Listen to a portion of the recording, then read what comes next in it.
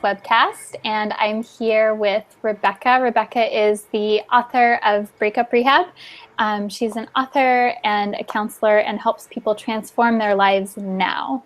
So, hi, Rebecca. Okay, you have to do it. You have to do it one more time because the broadcast started in the middle of it. Oh, I was like, awesome. Okay, and all right. Hi, everybody. This is Shauna and Rebecca with Stars and Hearts webcast. So I'm here with Rebecca, the author of Breakup Rehab. Rebecca is a world-renowned author and a counselor. She helps people transform their lives now. So hi, Rebecca. It's great to be here with you. Hi, everybody. I'm so glad you tuned in for today's webcast. So I am with the lovely Shauna, and she is just such a brilliant person in guiding you through parts of your life that you may be stuck or struggling in. For instance, if you really are having like money complications and you're just like, I'm not sure how to get through this. At the deep place of money or relationship or any of those complications, there's emotion, and she is just a wonderful guide through that process. So thank you for joining Stars and Hearts today. And our topic is going to be the moon and money. And money. Yes, awesome. Yay. So I'm really excited about this topic because everyone can enjoy how beautiful and magical the moon is. And we all need money to survive. We all enjoy the things that money brings into our lives as well. So what I'd like to do today is give you guys a little bit of an overview on what the moon represents, how that relates to your financial situation, and then Rebecca and I will give you some tips on how to have a more harmonious and prosperous life right now. Does that sound good? I think we got a thumbs up from everybody. So yeah, so tell us about the moon. Okay, so the moon is our more internal nature. The moon is an instinctual kind of energy. It gives insight into our emotions. And so this is something that you can get insight into when you look in your natal chart, but we're always evolving. We're always growing and changing. So when we look at what the moon is doing right now, that gives us insight into our personal evolution, the evolution points that you see in your community, and then also for you personally as well. So the big thing with the moon is we want to look at feeding these instincts, feeding these emotional desires, because, and I know that you feel this, Rebecca, when we look at someone's desire, it's not, it may be a material thing, but it gives us insight into what they really crave at a soul level, what needs fulfillment in their life. Yeah, I think the moon is such a beautiful teacher for all of us, in that it goes through its cycles, right? Of, we say, like this full luminous celestial body, and everybody's like, ooh, full moon. But there's also just like the waxing and waning moon, and they go through their cycles. And so in just what you were saying, it is like a really beautiful and powerful force in our life, and that in a certain way, money like mimics the moon, right? Mm-hmm. And the cycles we go through. Mm-hmm.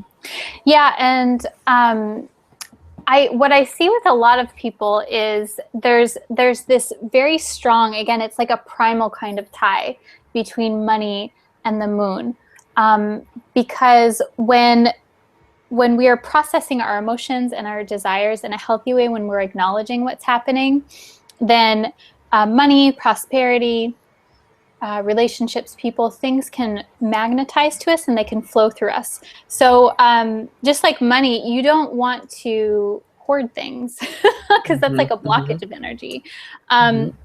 So one thing that I feel is important to know for you right now, if you are having a challenge, an emotional issue, or a monetary struggle, is these desires that you have, these are deep, deep primal urges, and they don't have to make sense.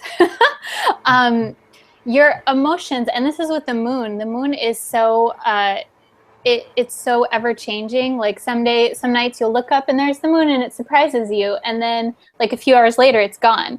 It's very very ethereal and ever changing, very much like our emotions.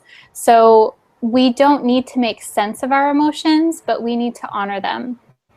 And on that point, I know there's more there, but so as far as emotions and the moon, it's been said that the moon pulls on us like it pulls on the tide, and really does have an impact on our emotions, right? And I can't think of anything else. I mean, there's so many other things, but I think money is a really big thing that has an impact on our emotion, where we just feel where emotions can really drive us down to just that primal sense of survival. Like you're saying, there's some primal aspects to the moon. And, you know, I just think that as far as better understanding how to be with those, I'm wondering if you have any sort of tips on navigating those primal feelings that the moon can bring up. Yes. So I have a few tips for you guys. So I think it's always important to know where the moon is in its cycle throughout the month. That's pretty easy to find out. You know, you can Google it, you can look up in the sky, that kind of thing. It's good to just know where your emotional intensity is at the moment. So if it's a full moon, you're going to be feeling things more intensely and things are going to be bubbling up for you. If it's a new moon, there's going to be this withdrawing. You're going to be more connected to your intuition. So you'll know, for example, that it's a good time to pay attention to little synchronicities that happened and that kind of thing. In addition to that, we'll talk in a second, we'll talk about right now, but we just had some eclipses in September this year. So those create huge pivotal change for us emotionally and then in our outer reality as well. So it's good to pay attention to those signals so that you can make sense of things that are happening in your life. Because any situations in your physical reality, those are all just a manifestation of what's going on inside. And so if something feels stuck, it just means that there's an emotion there that hasn't been honored or processed or evaluated. Or illuminated. Yeah. And then it's so important to know your natal moon sign as well. I find that incredibly helpful because it tells you what you need in order to feel good and comfortable and harmonious. And what you need is going to be totally different than, like, a person with an Aries moon is going to be totally different than a person with a Cancer moon. They just have different primal needs and desires. So, yeah. Yeah. Well, that's a really great point to sort of say, like, there's been a certain energy going on with the supermoons this year in 2015 that people have felt just. Some people have really blossomed during this time, but what I've noticed is a sense of like pressure. And again, when you hit that first chakra, that pressure, that stress will always drive you, or the moon energy can really bring out that survival instinct. And a part of the survival instinct, of course, is like, where's money coming from, or what's my next step? So maybe you can say a little bit more about the energy of the eclipses and the different things that have been going on. Yeah, definitely. So we have eclipses a few times a year. We had 2 eclipses in September 2015 this year. So eclipses, I always think of them as this metaphor where you're building a house and you got the foundation done, and then you're starting to lay up the rest of the house, put down the flooring and that kind of thing. And then an earthquake happens and you're like, oh no, like this thing broke or something happened. And this is not to punish you. It's not because you are bad. It's not because you're doing the wrong thing. But when eclipses come in, they're like that celestial earthquake. They will shake up the foundation, and something that is unstable in your life, something that is not serving you, is going to get shaken up. It might break, it might fall away.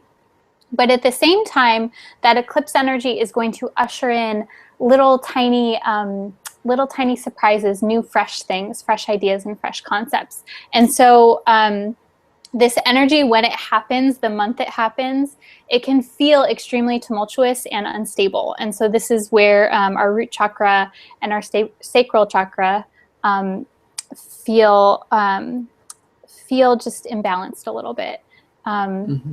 Moon is also very related to the sacral chakra, so money and value and all of that good stuff, emotions. So in September, the themes for these eclipses in particular, there's always an energy of letting go so that you can bring something in. If you want something, and I know we were talking about this, Rebecca, if you want something, there's something that needs to be released in order to let that new energy come in. Yeah, definitely. And there's a saying, you know, if you're willing to lose everything, then you can have anything.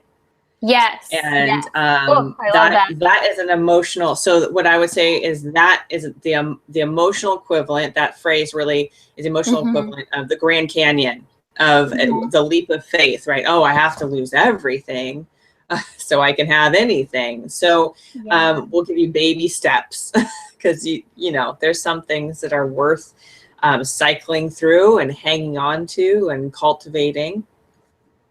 So as Shauna's been saying, the emotions, the moon is about emotions and really stirring those emotions at different times in different cycles. And oftentimes emotions are our guideposts. They like lead us in the direction of the experience our bodies want to have.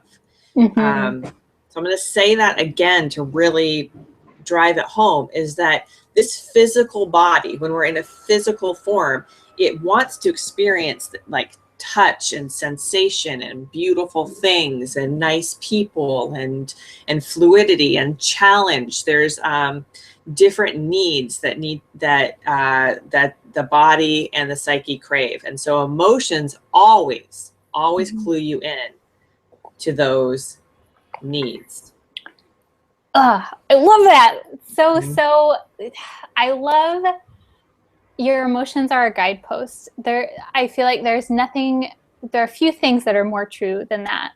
And when we honor that and don't judge that, there's nothing more powerful than a person who is embodying that sense. So I love that. So with this September, the vibe, the letting go and the bringing in, for everyone, it's around letting go of relationships that don't serve you anymore. A way of either particular relationships or a certain way of being in relationships. And that's going to create more space in your life. It's going to give you more freedom. So you may have felt that things are shifting. Hold on one second, because we have the freaking garbage truck in the background, which is like, how most people treat their emotions. Are like, recycle bin, garbage, right? So there it is. It's like,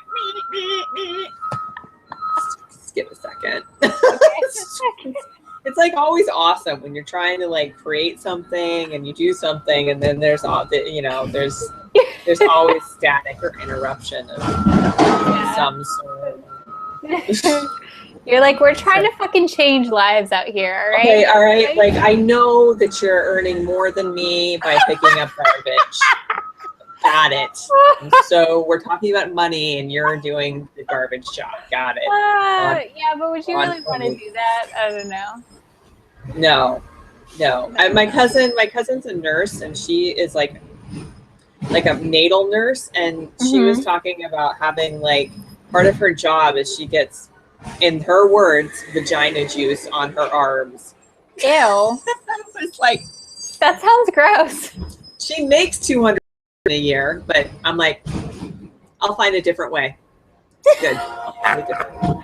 I mean, you could do it for like 2 years and then, you know, like you just see off and on. Maybe, I don't know. Okay. That's kind of All right. gnarly. Yeah. Never think about the gynecologist the same way. No, not the same way. All right. So we can kind of really jump in to say, you know, as far as about emotions being a guidepost and knowing that the moon like affects your emotions. Ready and Right. So the moon is your natal moon, especially gives you insight into those deep instinctual desires and emotions that are a guidepost for you specifically. And this is why it's so valuable to know yourself well. And you can do that through many different forms. One of them is knowing your astrology chart really well, but it can also just be giving yourself some space, some quiet time, listening to music, going for a walk, that kind of thing. So, and again, tuning into the flow of the energy that's happening. So with these eclipses that we had in September this year, the vibe is letting go of certain relationship patterns, behavior patterns around relationships, how you are, and it could even be certain people in your life that need to fall away. That's going to depend on your life circumstances right now, and then how things are natally in your own chart. And then it's really cool though, the new fresh energy that the eclipses are bringing in for everyone is a repurposement of yourself and your vision and your purpose.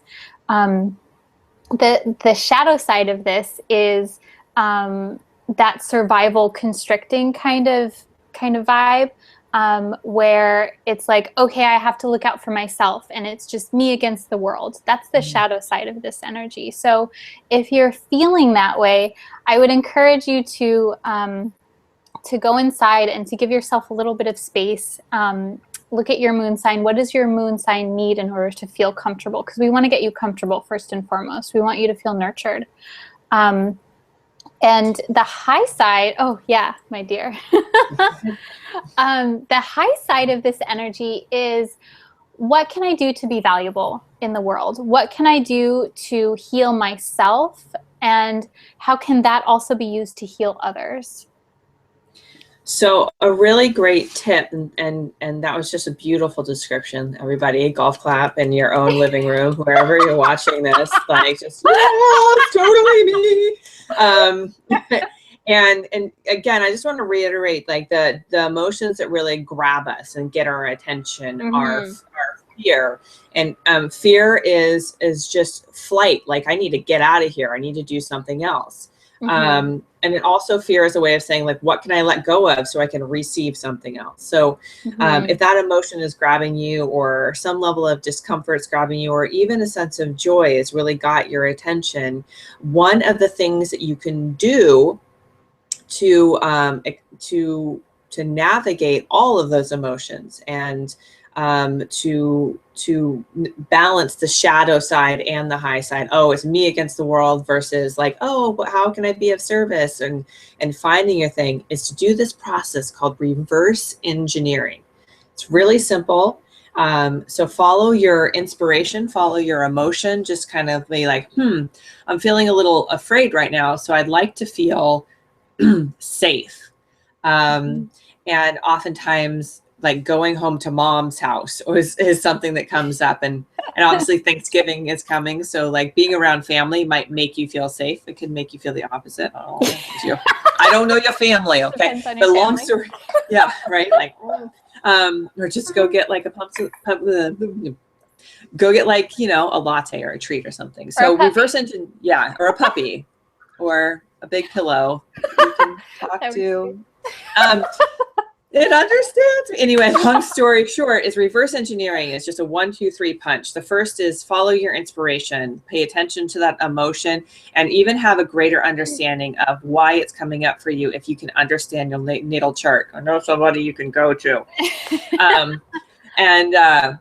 The second thing is, if you want something, if you want like a home because it'll feel better, or you want a better job, or you want a vacation or whatever, because it will help support these like the inspiration, these emotions, then find somebody who's already done it and ask them questions. How did you get there? Replicate the steps. And then after you have more of an idea of the pathway of like, oh, I need to do A, B, C, and D, and I need to do it in this order, then you take action in the direction of your inspirations. And that is how you reverse engineer anything, from money making to the place you live to the relationships you're in.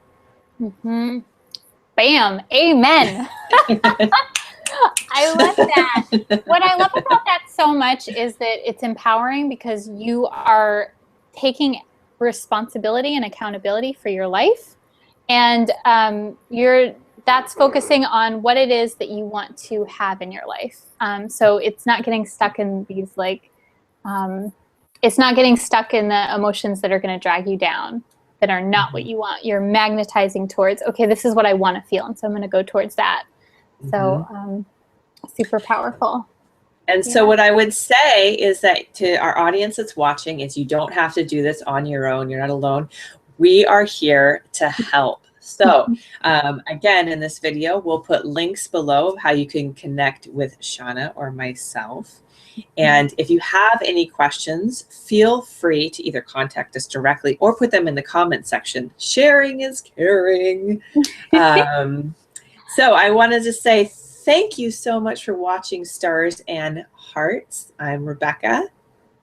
And I'm Shauna. And just know that you were guided here today, and we're so happy that you watched. All right. Take care. Bye. Bye. Bye. Yay.